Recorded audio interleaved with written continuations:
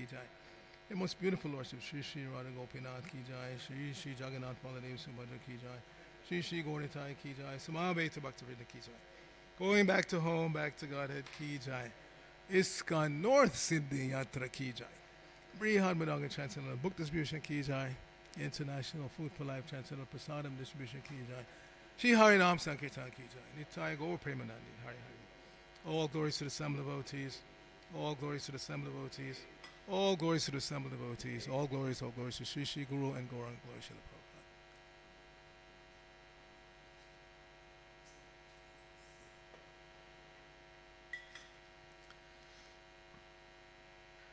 Narayanam Namaskritya Naram Chaiva Narottamam Deving Saraswatim Vyasam Tato Jayamatirayat.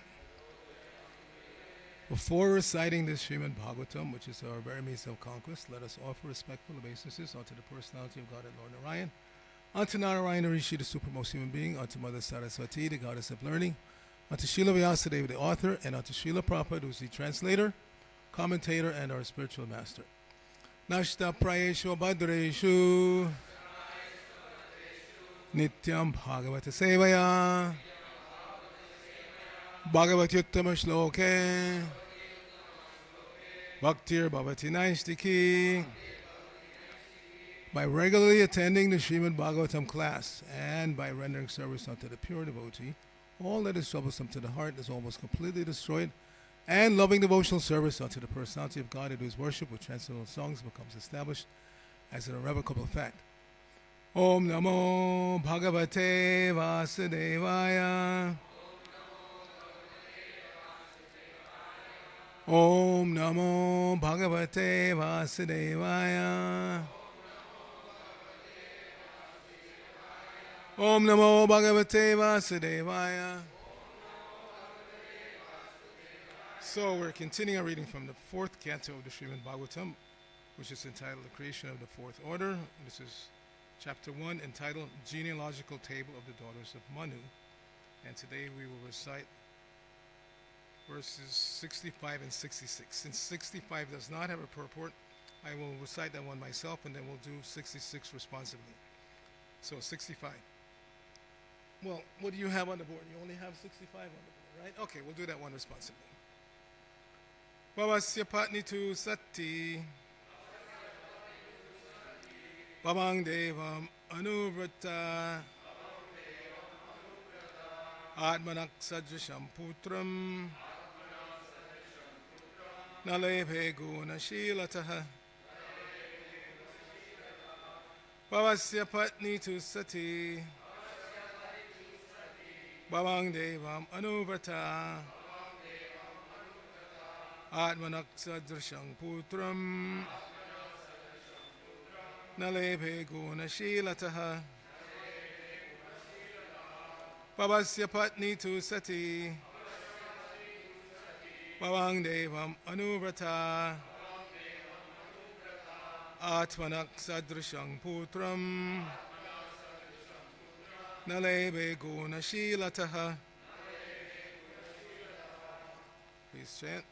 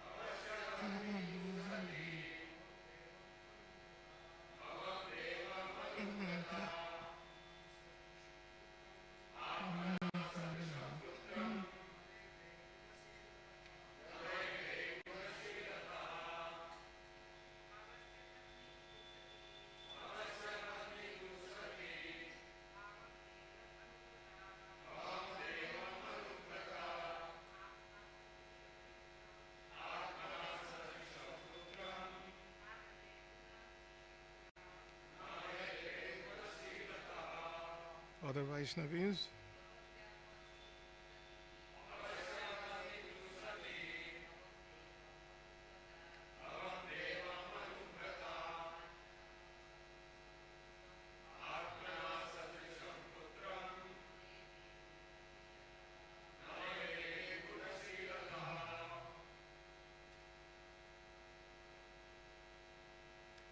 Just a little Sanskrit note.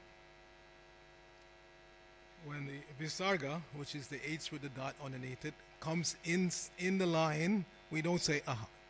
It's more like a K. So it's Atmanak Sadrasham Putram. But when it's at the end of the line, then we say aha, like that last word. Shilataha. Okay? Okay, synonyms. Bhavasya, of Bhava, Lord Shiva. Patni, the wife. To, but. Sati, named Sati. Bhavam, to Bhava. Devam, a demigod. Anuvrata, faithfully engaged in service. Atmanaha, of herself. Sadrisham, similar. Putram, a son. Nalebhe, did not obtain. Gunashilataha, by good qualities and by character. Srila Prabhupada's translation for this verse. The 16th daughter, whose name was Sati, was the wife of Lord Shiva. She could not produce a child, although she always faithfully engaged in the service of her husband. Please repeat. The 16th daughter, whose name was Sati, was the wife of Lord Shiva. She could not produce a child, although she always faithfully engaged in the service of her husband. So there's no purport to that verse. I'll read the next one by myself. Pitara Pranarupe Sve Bhavayana Gasherasha Aprodaivatmanatmanam Ajahad Yoga Sangyuta. So translation, the reason is that Sati's father, Daksha, used to rebuke Lord Shiva in spite of Shiva's faultlessness. Consequently, before attaining a mature age, Sati gave up her body by dint of yogic mystic power. Srila Prabhupada's purport. Lord Shiva, being the head of all mystic yogis, never even constructed a home for his residence. Sati was the daughter of a great king, Daksha, and because his youngest daughter, Sati, selected as her husband Lord Shiva, King Daksha was not very much satisfied with her. Therefore, whenever she met her father, he unnecessarily criticized her husband, although Lord Shiva was faultless. Because of this, before attaining a mature age, Sati gave up the body given by her father Daksha, and therefore she could not produce a child. Thus end the Bhaktivedanta purports of the 4th canto, 1st chapter of the Srimad Bhagavatam, entitled Genealogical Table of the Daughters of Manu.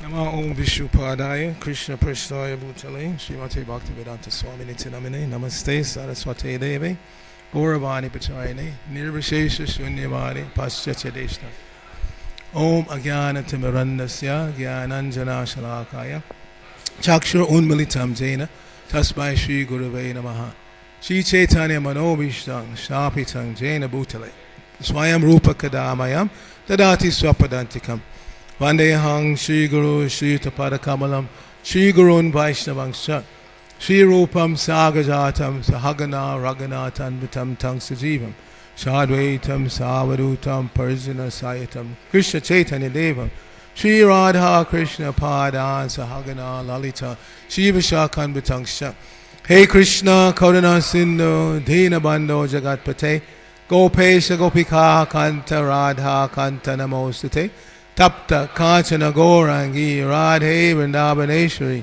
Vishabhanu Sute Devi Pranamami Hari Priye Pancha Kalpatarubhyascha Kripa Sindhubhya Evacha Patitanang Pavanebhyo Vaishnavebhyo Namo Namaha. Jai Shri Krishna Chaitanya Prabhu Nityananda Shri Advaita Gadadhara Shivasadi Gaur Bhaktivinoda.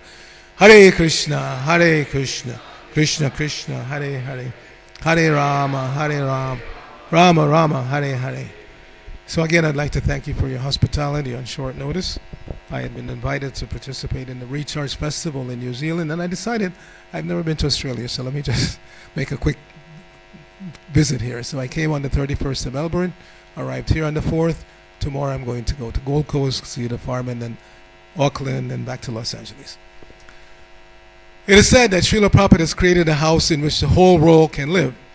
And that house has many rooms. So this is one such room. Fascinating room for me. Like I said, when I came in here, the sense of devotion and attraction to the Lord is very palpable here. That last arti especially is very strong. Devotees were chanting, and that was a young boy's name. He was playing mridanga so nicely. What's his name? In the evening he plays. Very young boy with big shika. Nobody knows his name? That's amazing. No. Huh? No, he and his father come at night and he plays harmonium. Last night he was playing harmonium. First night he was playing mridanga. Yeah. Padmanabh. Yes, that's his name. Hare Krishna. Hare Bol. So Padmanabh at such a young age, you can see, is so attracted to deity service, seva, chanting, playing mridanga, playing harmonium, knows all the prayers by heart. So this is human life. Human life means from Komaram Archita Pr, from age 5 on, the children should be given this Bhagavad Dharma, which includes daily recitation of these mantras. And we see, we all experience, most of us didn't come up in Vedic culture, but in a short time, by reciting daily, we all know. Chaito Darpana Marjanam Mahada Bhakti. How? By reciting, recitation. Prabhupada said, recitation is the mother of learning. So for ourselves, we should regularly recite Bhagavad Gita, Srimad Bhagavatam. But especially for the children, one should not be afraid to give them this Bhagavad Dharma in the form of these mantras, reciting, of course, the most important mantra is the Maha Mantra. Everybody can learn. It's only 3 words. But all these other mantras are there for a reason. Like here we're studying 4th Canto, 1st chapter, genealogical table of the daughters of Manu. Why is that important? One may ask. Parikshit Maharaj, at the end of the 1st canto, he asked his guru, Shukadev Goswami, what is the most important thing for anyone to engage in, especially for a person who's about to die?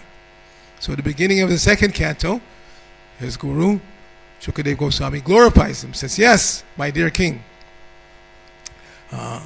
this question that you've asked is glorious. Why? Because the answer is beneficial for everybody, for everyone. Everyone should know the answer. In other words, what is the most important thing in life, and what should we think about, do at the time of death? Everybody is going to experience that. It's not just Parikshit Maharaj. In one sense, Parikshit Maharaj was very fortunate because he knew precisely when he was going to die. Hare Krishna, Jai.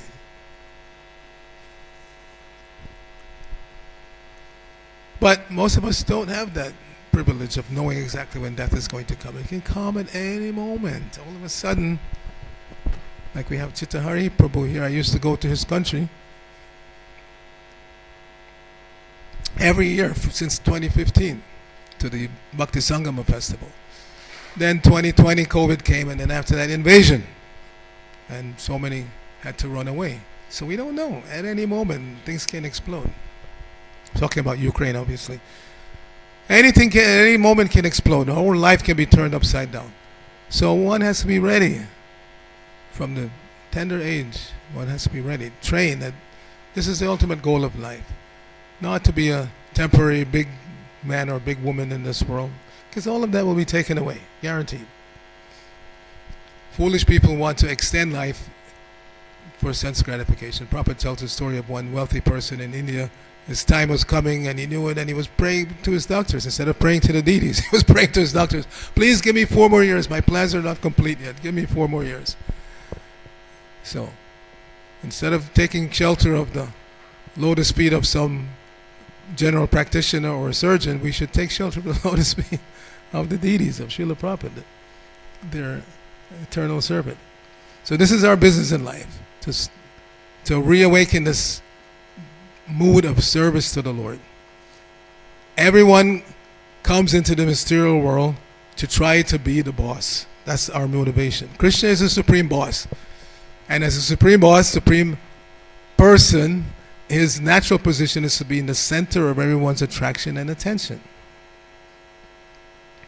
That's the natural position of the supreme being, the supreme person. Being as parts and parcels, we have the same tendencies that God has. So sometimes that thought may arise. Why am I not the supreme? And the only way we can experience that or pretend that we are is to come to this material world. And that's why we clash, because everybody wants to be the boss. As we say in the United States, numero uno. Everybody wants to be number one. And you can't have, right now they say there's 7 billion plus human beings on this planet. You can't have 7 billion numero unos, number ones. There can only be one number one, and that's Krishna. Krishna is the number one in the spiritual world, and he's also the number one here, because everything belongs to him. This is the beginning of real knowledge, the Ishavasya principle. Ishavasya sarvam, yat kincha jagatyam jagat, tena taktena bunjata magrita kasvasvidhanam. Ishopanishad, everybody should know that book, especially if you have taken Bhakti Shastra or plan to take it. Ishopanishad, this is one of the books that Prabhupada gave us early on. It's very important, because this is the beginning of real knowledge. The Ishavasya principle. Everything inanimate and animate is controlled and owned by the Lord. Therefore, one should only accept those things necessary for himself or herself, which have been set aside as your quota, and don't take other people's property. A simple philosophy that even you see big personalities in the world can't accept. Here, this invasion, this guy on the invading side, he's supposedly the richest man in the world, worth something between 40 and 200 billion dollars. Minimum 40 billion they estimate, but could be as high as 200 billion, and that's billion with a B and not million with an M. And still he's not satisfied. He has to induce his citizens of his country to invade their next door neighbor. So greed has no limit. There is no limit to greed. So one has to be very, very careful not to be greedy. This we learn from the pastimes of Vamanadev. When Vamanadev asked Bali Maharaj for 3 steps of land, he said, you're a small boy, brahmachari, you don't know value. I can give you half the universe. No, Vamanadev said, any brahmana who will not be satisfied with 3 steps of land will not be satisfied if you give him the whole universe. So satisfaction is the hallmark of Brahminical life. Whatever position one finds oneself in, understanding that Krishna is the supreme controller. So if Krishna wanted to be in a different position, higher, low, whatever, he can do that. Is there any difficulty for Krishna to put any one of us in any position that he wants us to be in? No. So the Brahman and the Vaishnava is satisfied wherever they find themselves. Doesn't mean that if there are problems you don't try to fix them, but understand that ultimately Krishna is the supreme controller. He's the supreme controller. So if in spite of your efforts to improve this or change that, it's not happening, just be satisfied. Krishna knows exactly where we are, who we are, better than we know ourselves. Isn't it? Because our conception of ourselves, until we come back to the platform of pure existence, is contaminated, conditioned. Even though we've been hearing that we are not this body, still, due to deep conditioning, we still act as if we are this body. Right? We still act like we're this body. This bag. Yasyatma buddhi kunape tri dhatu ke. This body is a bag made of skin and full with 3 dhatus. What are the 3 dhatus? From Ayurveda. Kapha, Pitta, Vayu. Basically, that's all that's in there. Mucus, air, and bile. But we're walking around in these castles of mucus, air, and bile thinking this is me. Nose in the air. No, it's not. Any child can understand that. And if we insist on thinking that we're this body, then which body are you? The body that was 18, 19 inches long and weighed 9 pounds at birth, or the 8-year-old body, the 18-year-old body, the 20, which body are you? You see? It's a moving target. Yet, as soon as we come to some higher level of consciousness, the first thing is anamoy, just feed me. Feed me, feed me, feed me. That's the baby consciousness. And then after that comes pranamoy. I'm aware of my existence and I want to continue existing, so I'm ready to defend myself. Either by running away or having some weapons or something. I want to defend myself. I want to continue existing. And then above that, you come to the manamoy, where you start thinking and you can start to see things. So at that point, we begin to appreciate that my existence continues. My consciousness from yesterday, the day before, is pretty much the same, even though the body is obviously changing. So this change of body is inevitable, and in this chapter, genealogical table, like I said, one may wonder, why all this detail about genealogy? So our last speaker, yesterday's speaker, spoke nicely about some of the details or personalities involved in this line. But there are two aspects of genealogy that we should learn to appreciate. So there are two ways you can trace out your genealogy. Your material genealogy, your father, his father, his father, his father. If you trace that out, you go all the way back to who? Brahma. Brahma is the father of all the Prajapatis from whom all the other creatures come, not just humans. Like Kashyapa Muni married 13 daughters of Daksha. So through some of his wives, like Aditi, he produced the Adityas, the demigods. And through Diti, he produced the Daityas, the demons. But through some of the other wives, he produced snakes. He produced horses. So all of any species of life, you trace out the genealogy, it goes back through the Prajapatis to Brahma. And then we have spiritual genealogy. If we trace out our spiritual genealogy, my spiritual master is Srila Prabhupada, and then Bhaktisiddhanta, and then Gaur Kishore, you go all the way back through Lord Chaitanya, all the way back to Lord Brahma. So any way you trace out your genealogy, materially or spiritually, we all are connected to Lord Brahma. Which means we're all a big family, or should be. But why don't we get along? Again, why don't we get along as a big family? Why can't we live in this big house as Prabhupada has created? Why can't we live peacefully? Because we're being attacked by the 6 enemies of the conditioned soul.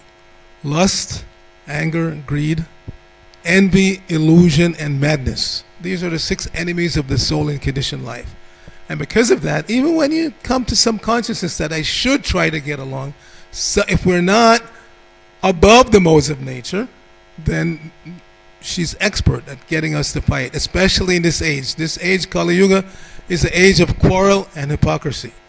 So Kali's business, this is his business, is to get us to fight with each other. Otherwise, if we live harmoniously in the Krishna consciousness movement, this movement would be too powerful. So Prabhupada said the only way, he said, first of all, he said this movement cannot be stopped. It's Lord Chaitanya's movement, it is going to go on. The books are there, the mantra is there, everything is there, it will go on. But in what form will it go on? That's up to us.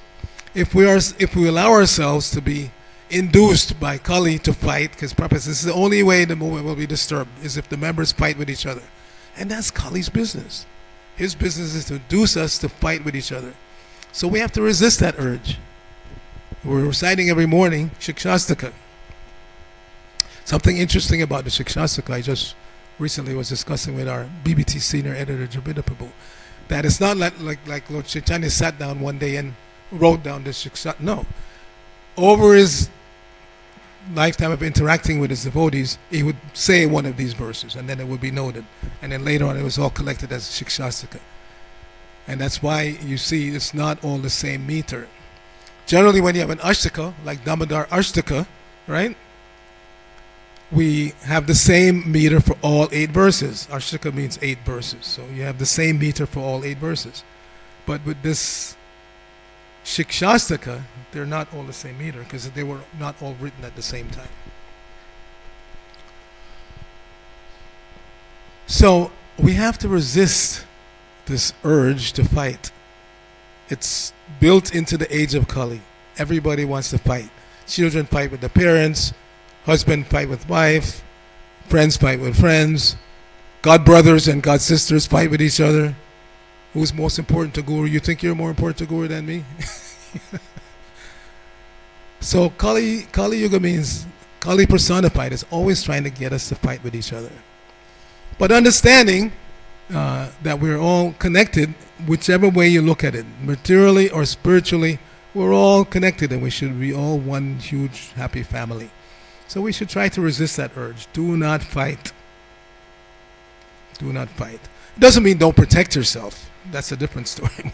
One always has a right to protect oneself. It's like that story of, not story, it's a fact. Narad Muni made one cobra into a disciple. So now everybody knew this cobra is a Vaishnava. So the children, they would just every day pick on the cobra, kick him. So Narad Muni came back after some time and he saw his disciple, the cobra, was looking all bedraggled and beat up. And what happened? Well, Guru Maharaj, I now everybody knows I don't bite anymore, so they just take advantage of me. So Narad Muni told him, you know what Narad Muni told him? I told you not to bite, but I didn't tell you not to. So you can defend yourself to the utmost if necessary. This is the whole battle of Kurukshetra. Arjuna did not want to fight. He wanted to be an ascetic, go to the Himalayas, sit down and meditate. But Krishna said, no, I have made this arrangement. And with or without you, this battle is going to go on and the Kauravas are going to be wiped out. So you do it, Savyasachin. You become my instrument. You take the credit. So sometimes Krishna wants us to fight, but that should not be done whimsically. That has to come from higher authority, just like Arjuna. He got direct instruction from the Supreme Personality of Godhead to fight. So in our case, but we all should always be ready to defend ourselves. Prabhupada noted in 75 in Los Angeles, New York, I was there. Prabhupada just one day came out and said, look, you all don't take protection of the devotee community seriously. He said, protection of the community means some of your men, and nowadays even the women are martially inclined. They go to gym and they box and they work out. But anyway, he said, some of your men have to be trained how to use guns and sticks, because you have to protect the deities and the devotees. Don't just la-di-da, leave the temple open and then you come back and the deity is smashed and you wonder what happened. That happened in New Vrindavan. They were attacked and the deity was broken. And to this day, devotees who were there and survived, some devotees got injured also. They are lamenting that they didn't put their lives on the line to protect the deities. So some of your men in your community have to be trained in the Kshatriya principle. How to protect others. Kshatriya means one who is willing to put his life on the line to protect others. That's a Kshatriya. Nowadays, the administrators, so-called Kshatriyas, they sit, drink tea, and send others to fight and die. That's not Kshatriya. Kshatriya means leading the fight, like the Pandavas, like Bhishma Dev. A real Kshatriya leads the fight. So in every Hare Krishna community, some of the residents, particularly the men, should be trained how to protect the deities and protect the devotees. Take it very seriously. I mean, I've seen the effects of not having that principle in place. Like I said, New Vrindavan was one. I wasn't there when that happened, but in 1995, I went to Russia, toured all over Russia, and then from Russia I went to Armenia. And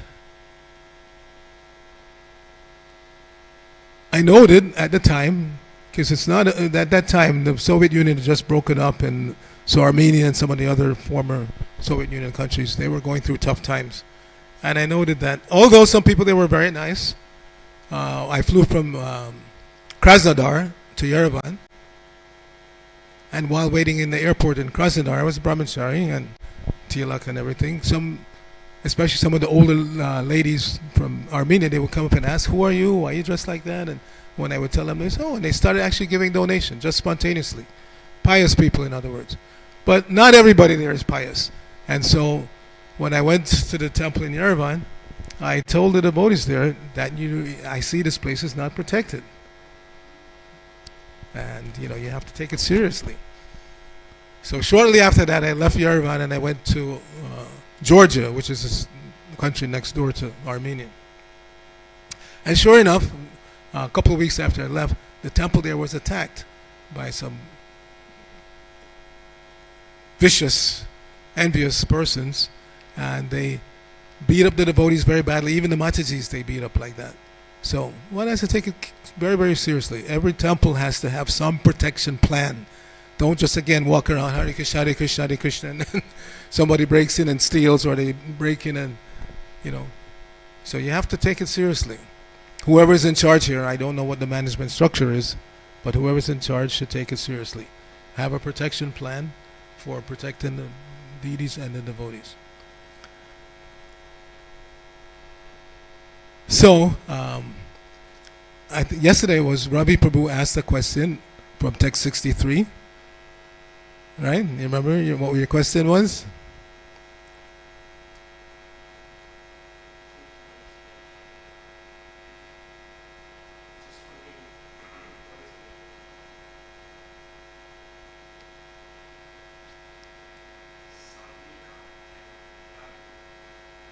Yes. Sa-agnika and anagnika. Sa-agnika means they're allowed to accept sacrifice, and the other one, anagnika, means not allowed. So in other words, you mentioned, as you said at the end of your question, there's 33 crores of demigods, but they're not all on the same level. So some of them, like Indra, Lord Shiva, Lord Brahma and Chandra, they're allowed to accept sacrifice, but not that all 33 crores of demigods are allowed to accept sacrifice. So that's the meaning. And that's verified by predecessor acharyas. Srila Prabhupada himself didn't elaborate because it was pretty clear. So out of the all 33 million demigods, not all of them are allowed to accept sacrifice. You don't perform a sacrifice in many of these. You don't even know their names. So there are major demigods who are allowed to accept sacrifice. So that's the Sa-agnika. And the Anagnika means they're not allowed to accept sacrifice because they're not important enough. All right, so we can stop here if there are any other questions, comments, questions on anything I've said, and anything from today's double verse or 2 verses, or anything else that comes to mind you want to ask a question while I'm here. Yes, Prabhu. You have to speak up though, my hearing is not so good. Do you have a wireless mic questioners can use? Okay, all right. Mhm.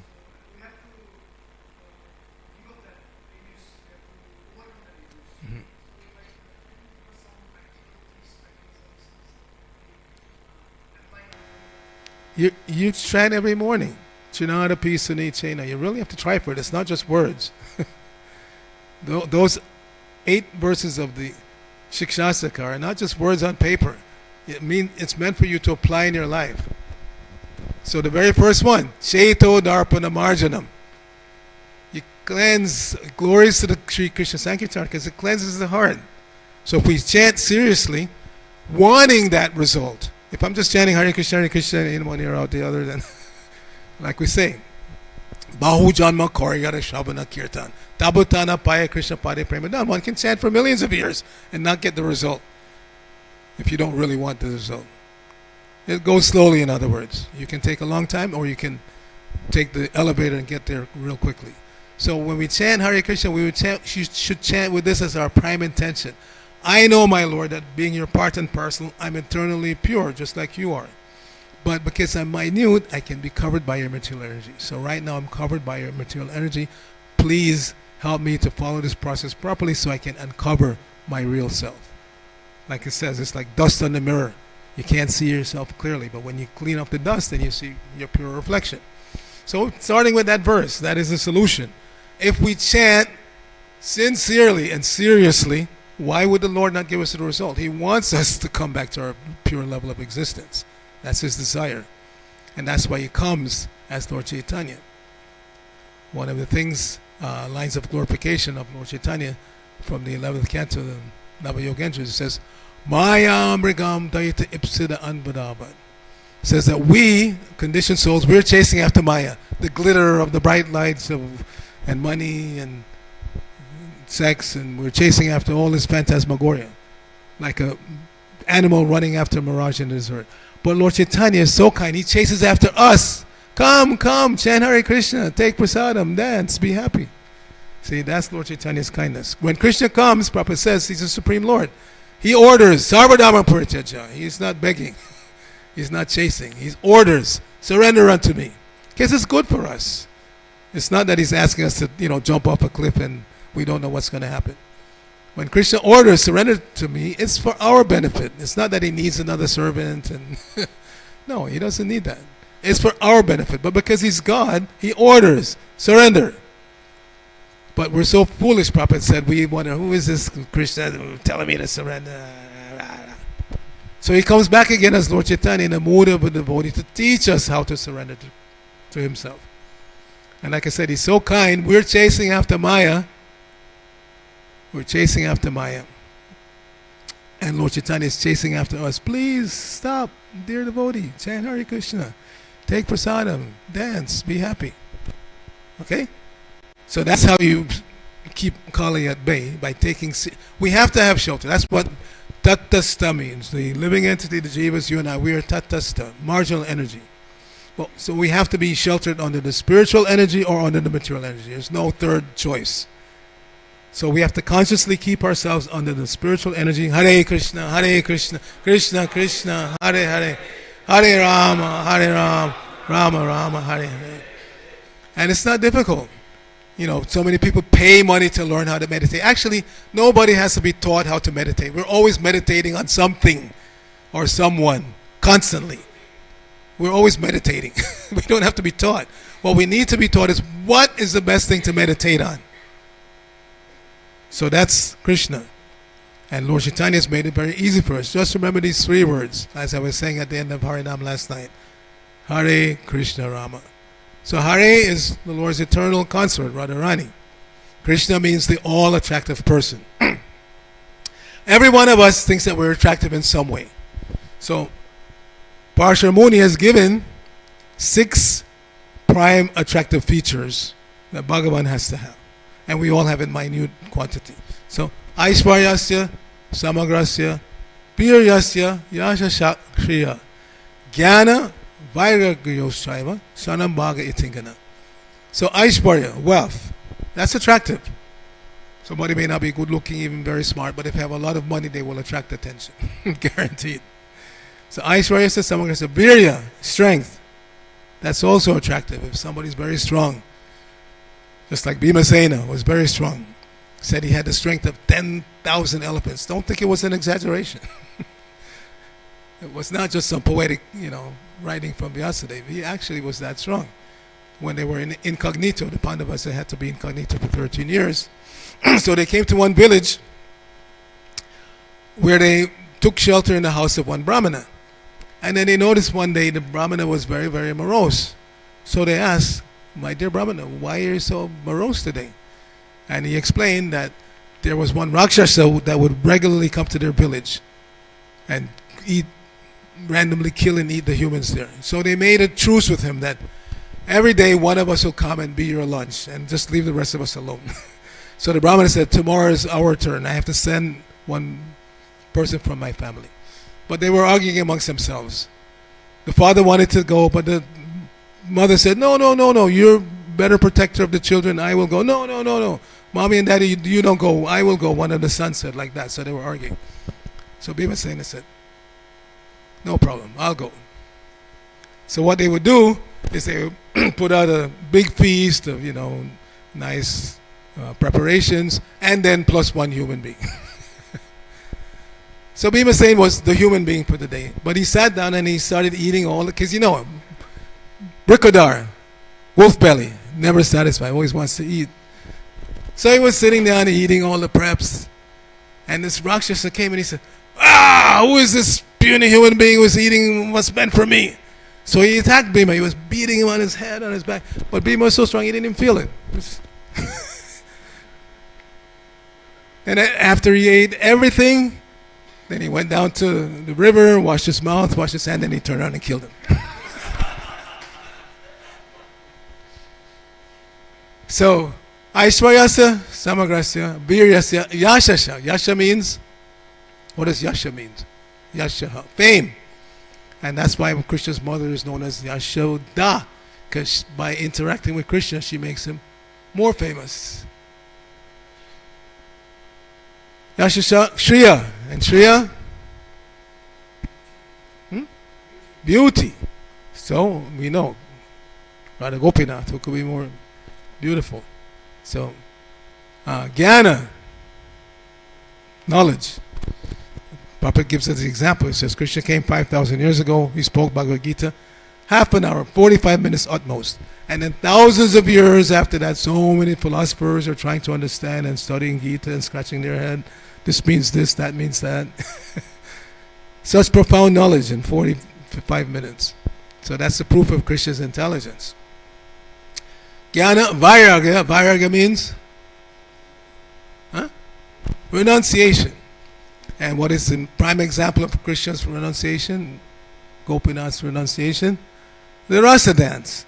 Krishna was dancing with the most beautiful women in existence. Not just in material world, anywhere. Most beautiful women. He was dancing and dancing. But when he noticed that they were becoming a little proud, immediately he left. So that's the example of Krishna's renunciation. So every one of us has some of these or all of these qualities in minute quantity. Little strength, little knowledge, but we get puffed up by it. So puffed up. I am handsome guy, I'm beautiful girl. What is your beauty compared to Krishna? Krishna's beauty is so strong that if we really saw Krishna, we would be frozen to the spot. There's nobody you know on this planet that you think they're so handsome, so beautiful that you become stunned when you see them. But Krishna's beauty is like that. And devotees, residents of Vrindavan, just like when Krishna blows his flute. Vishmapita Chara Achara. When Krishna blows his flute, the moving entities freeze. They can't move. Right? And the non-moving, like the trees and creepers, they start moving. So this is Krishna's effect. So Krishna is Bhagavan because he possesses all of these in unlimited quantity. Aishwarya Samagrasya Virya Yash Jnana Bhair Shanam Bhagayatinga. This is definition. Because there are so many Bhagavans. People say Bhagavan Shiva, Bhagavan Narada, Bhagavan. Well, we're talking about this Bhagavan who has all these qualities in unlimited quantity. Krishna is also identified by his association with his devotees, like Yashoda. So there's that verse, Aradyo Bhagavan Bhajai Shatanayo Tadhama Vrindavana. So Krishna, this is why Radharani is the topmost devotee of Krishna, because she worships him the best. Aradya Bhagavan. So like I said, there's so many Bhagavans. So which Bhagavan? Vraja Isha Tanayo. Who is Vraja Isha, the controller of Vraja? Nanda Maharaj. So Vraja Isha Tanayo means the son of Nanda Maharaj. So only Krishna can claim that. Nanda Maharaj doesn't have any more sons. Krishna is the only son of Nanda Maharaj. Vraja Isha Tanayo Tad Dhamma Vrindavan. And this Dham, Vrindavan, is also worshipable. But this is also Dham. Radha Gopinath Dham Ki Jai.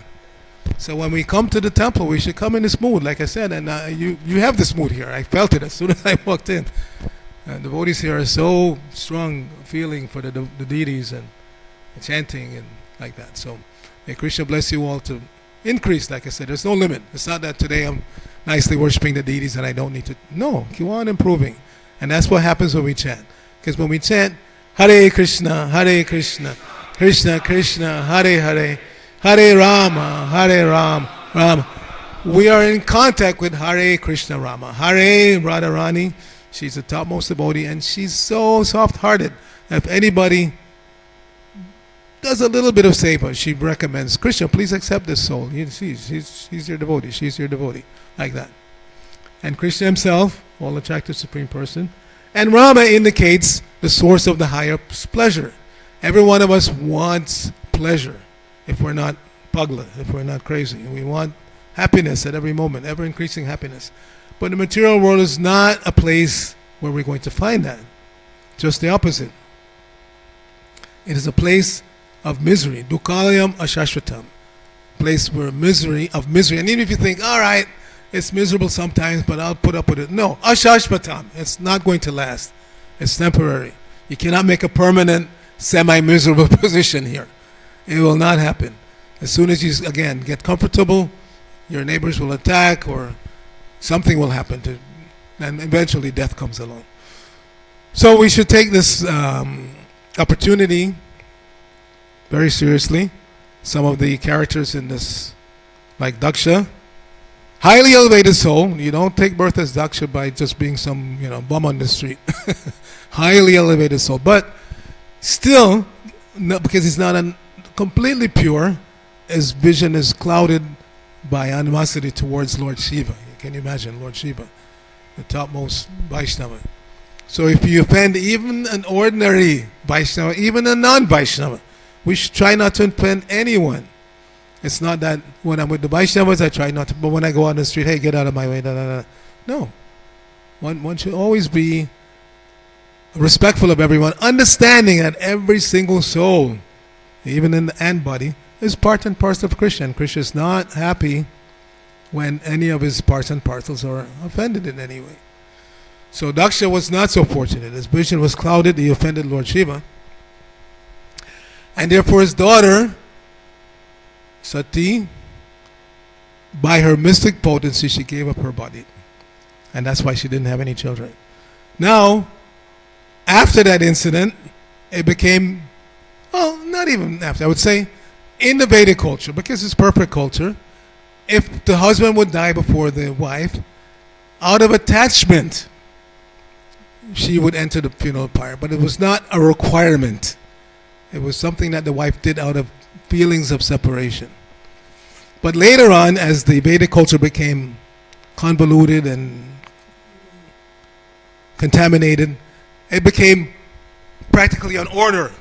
If the husband were to die before the wife, the relatives of the husband would force the wife to enter the fire. So this was going on for quite some time, and then finally it was made illegal.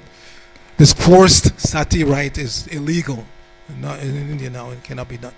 But still, even today, sometimes some vicious people do that. I know of a case, I don't want to go into details, but a family of one devotee that I knew, out of spite, when the husband died, they didn't put the wife into the funeral pyre, but one day they said, well, she committed suicide by fire, but it was understood that it was the family that did it. They burned her and claimed that she committed suicide. So these horrible things are going on, but we should understand clearly that the sati rite was something that was done voluntarily. This wife of Lord Shiva, she had the mystic power to consume her own body in fire. Later on, maybe the ladies didn't have that mystic power, but out of separation, they may enter the fire of the husband's funeral pyre. But it was not a requirement. It's not that you must do it, which it became later on when it became contaminated. Your husband has died, now you must go in the fire. Practically push the woman in the fire. That's illegal, that's criminal. All right, maybe one or two more questions. What time does the class end? Or just about now, right? One more question and then we can stop. Anything? Someone else, since you already asked the question. Anybody else? No? Okay, Ravi.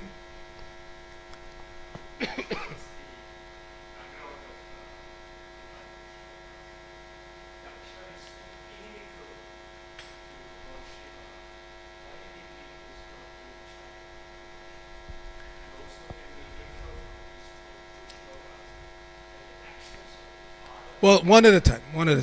So, if he was inimical, why did he give his daughter? Well, it's stated in the verse that she selected him. She selected Lord Shiva. It doesn't say that Daksha handed her over. You see? Sati selected very intelligently the topmost Vaishnava to be her husband, and he accepted her. So, Daksha's feeling of his inimical feelings are born out of the same thing that we all suffer from. Again, feeling puffed up, feeling greater than you are. As I said, he's a highly placed person in the universe, very puffed up. Now this person is my son-in-law, and I expect this of him, that of him, that of him. So his mentality was clouded by being puffed up. But it's stated in the purport that she selected him.